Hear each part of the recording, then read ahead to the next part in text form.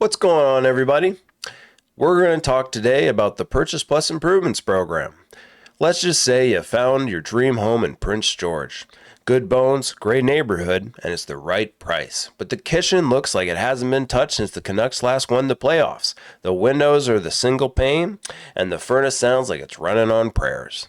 Most buyers in that situation do one of two things. They either cross the house off the list entirely, or they buy it and tell themselves they'll figure out the renovations later. Both are big mistakes.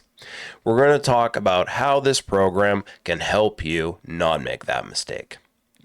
So here's why. If you're putting 5% down, which is most buyers in this market, you don't have a HELOC after closing, which is a home equity line of credit. You don't have equity yet. You can't just borrow against the home you just bought. So lending becomes a credit card or a line of credit at a brutal interest rate or nothing at all. And that's not how we want to do our renovations. So there is a better way, and it's called the Purchase Plus Improvements.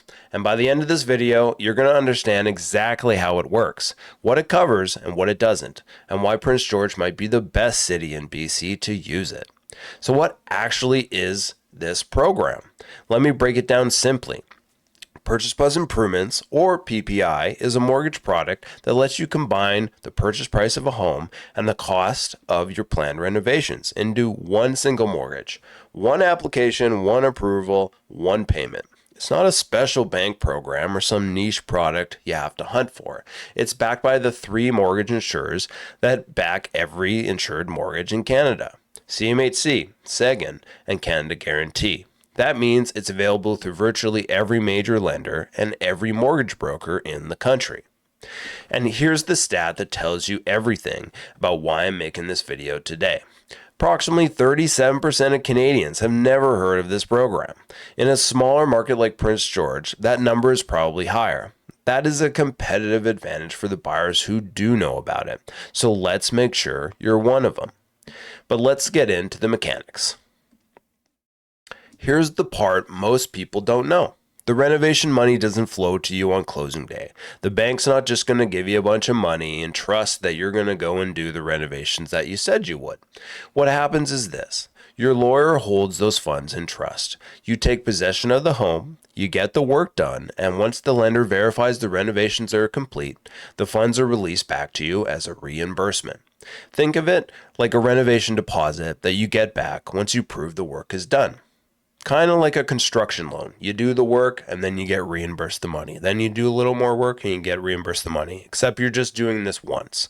You're going to do the kitchen and you're going to get reimbursed the money for the kitchen, which is great because it's all going to get wrapped into the loan and you're going to end up paying a lower interest rate for it.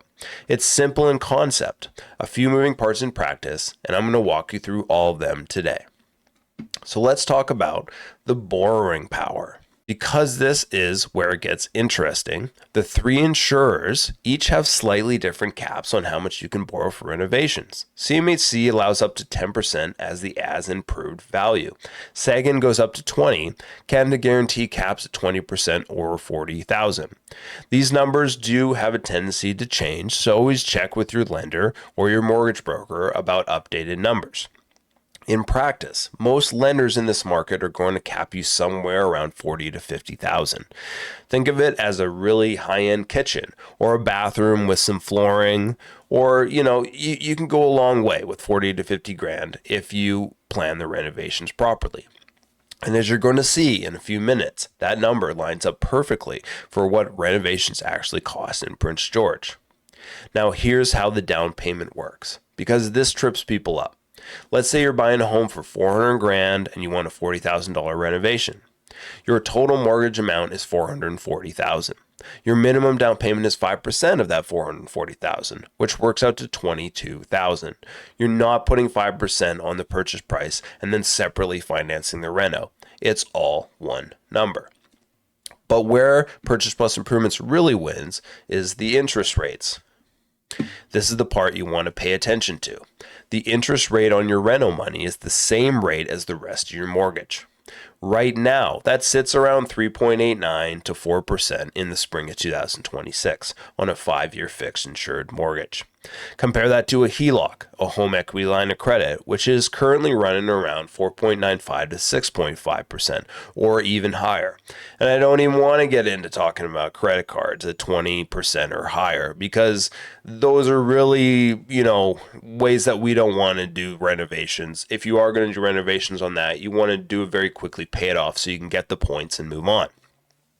On $40,000, that rate difference saves you between $400 and $1,000 a year in interest. And that's before you factor in that most buyers at 5% down can't even access a HELOC. You don't have 20% equity yet, so the bank won't give you one.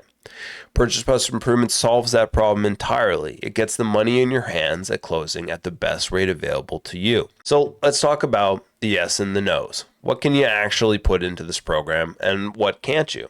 This is the section that saves deals, because a lot of buyers and some realtors don't even know where the line is. So let's start with what qualifies. Kitchens. Cabinetry, countertops, flooring, and bathrooms such as vanities, tiles, fixtures, windows, roofing, furnace and HVAC, electrical panel upgrades, basement finishing, insulation and siding. If it's a permanent improvement that adds value to the home, you're generally in good shape. But here's what doesn't qualify. Appliances, furniture, hot tubs, and pools, landscaping. You kind of get, the sense that some of these things aren't going to add total value to the property, and you can take them with you. The appliance piece catches people every single time. They think they can do a kitchen and they'll get the appliances added in, but generally that's not allowed. You can gut and rebuild an entire kitchen through PPI. New kitchen, countertops, tiles, the works, but the fridge and the stove are considered a chattel. They're movable. The lender won't finance them under this program, so plan accordingly for that. The valuation is very important to pay attention to. There's also the appraisal piece I want to explain. When you apply for PPI, the lender orders an appraisal that gives you two numbers: the as-is value, what the home is worth today, and the as-improved value, what it'll be worth once the renovations are done. The lender bases your mortgage on the lesser of those two numbers. So if you plan to over-improve, the math won't work in your favor. Keep your renovation plan realistic and proportional to the neighborhood. This is very important because if you're going into and you're buying a high-end house and you're going to put in more high-end fixtures, you might be completely overvaluating the house, and the bank is going to look at that and most likely not lend on those type of renovations. So here is how it's going to look on pre-closing. Okay, you know what the program is. You know what it covers. Now let's walk through how it actually works from offer to possession. Step 1. You find a home and identify what needs to be done. Ideally, you're thinking about this before you make the offer. If possible, get a contractor in during the showings, or at minimum, include a condition in your offer that gives you access for a quote visit. Step 2. Get contractor quotes within 24 to 48 hours of an accepted offer. Get it done right away. Don't be the person that holds up this process. So let's be quick and let's be diligent. This is the step that kills deals when it's skipped. You don't need a full contract. You need a written scope of work and a cost estimate. That goes to your mortgage broker with your application. Step 3, your broker submits the application. The lender orders an appraisal covering both the as-is and as-improved values. The insurer reviews and approves the improvement amount. So a couple quick steps to follow, but quite simple in process. Under contract, get the quotes, pass them to the lender. And then once we close, the clock is ticking. So step 4 would be on closing day. Your lawyer receives the full mortgage amount, purchase plus renovation funds. They pay the seller. The renovation portion stays with the lawyer in a holdback account. You get the keys. And then step 5 comes in. You coordinate the renovations. And here's the part that I want you to really hear. You are paying interest on the full mortgage amount, including the holdback from day 1. That money is sitting with your lawyer, not in your pocket, and the clock is running. You complete the renovations within 90 to 120 days, depending on your lender and insurer. You submit your paid invoices, photos, and inspection report. The lender verifies the work, and your lawyer releases the holdback funds back to you. There's some important notes here, though. First, you need to front the renovation costs yourself. This is a big one, so I'll say it again. You need to front the renovation costs yourself. The holdback reimburses you after the work is done, not before. Make sure you have bridge funds to cover the gap. Second, if you miss the deadline and the renovations aren't complete, the holdback reverts to the lender. You don't get an extension, you don't get a partial release. Build a buffer into your timeline, 2 to 3 weeks minimum. So let's talk about why the Prince George is the advantage here. Here's what I want to get specific, because everything I've explained so far is a national program. Now let's talk about why it lines up well in this city.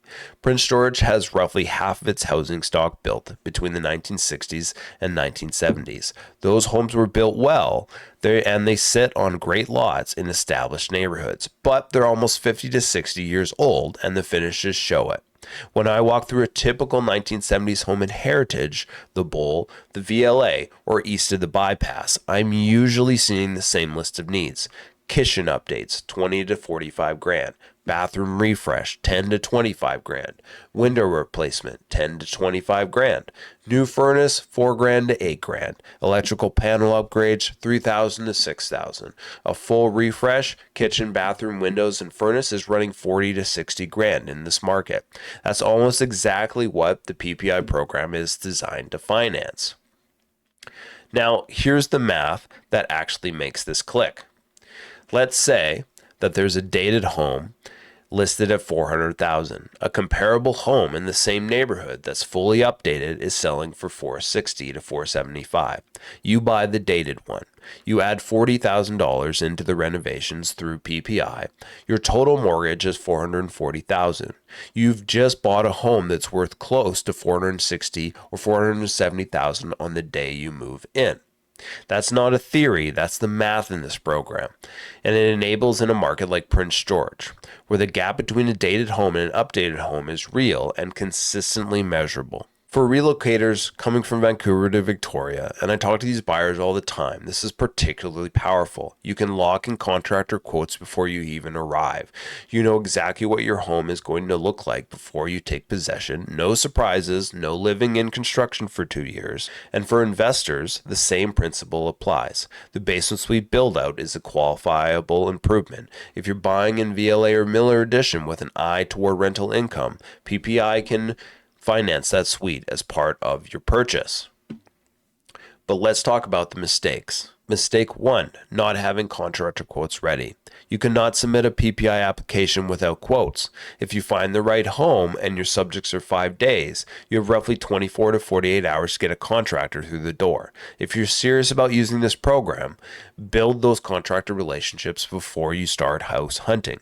Know who you're calling before you need to make the call. Mistake number 2, counting on appliances. You cannot finance appliances through PPI. A brand new kitchen renovation is absolutely eligible. The stainless fridge and double oven you want in are not. Budget for them separately.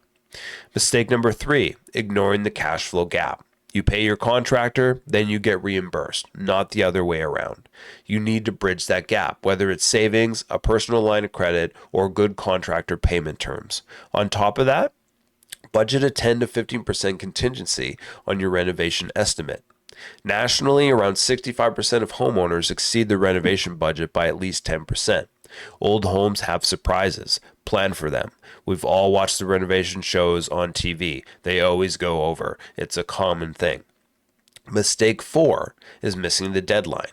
If your renovations aren't complete within 90 to 120 days, the holdback reverts to the lender. You don't get an extension, you don't get a partial release, you lose the funds. Build a 2 to 3 week buffer into every contractor timeline and communicate early with your broker if anything looks like it's slipping. We always just want to be upfront and honest, and hopefully that will help us in the long term. So now that we talked about the Purchase Plus Improvement programs, you have to understand these aren't corner cases. They're the things that trip up buyers who had a great plan on paper and didn't account for the execution details. Now you know what to watch for. Navigating the Prince George market real estate doesn't have to be stressful. I have a free seller's guide if you're planning to list, a relocation guide for anyone moving to Prince George, and if you're looking to buy and want more tailored information, ask for my home buyers program. On top of the buyer's guide, I'll send you exclusive weekly videos and emails to walk you through the process step by step. Just comment below the word guide, tell me which one fits your situation, and I'll send the link right over to you. And when you're actually looking at homes or listing your property, the easiest way is to call, text, or email. Check the description for all those details, and we'll see you in the next video.